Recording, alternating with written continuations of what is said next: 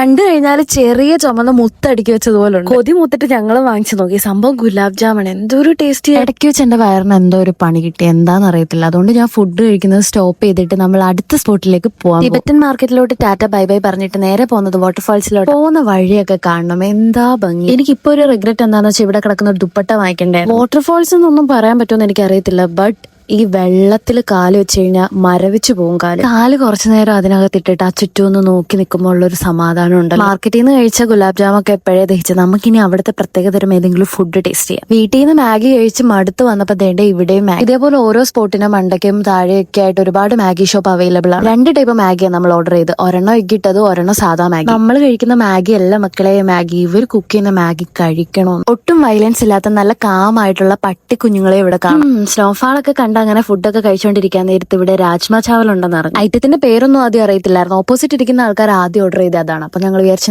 എന്തുകൊണ്ട് ഇത് ട്രൈ ചെയ്തില്ല. So we ordered this and it is so യം. ഫുഡൊക്കെ കഴിച്ച് വയറ് നിറച്ചിട്ട് നേരെ പോകുന്ന ഊബർ ഡ്രൈവറിന്റെ അടുത്താണ്. ആ വഴിയിൽ പോയപ്പോൾ ഹസ്കിയൊക്കെ ഉണ്ട് ഞങ്ങൾ.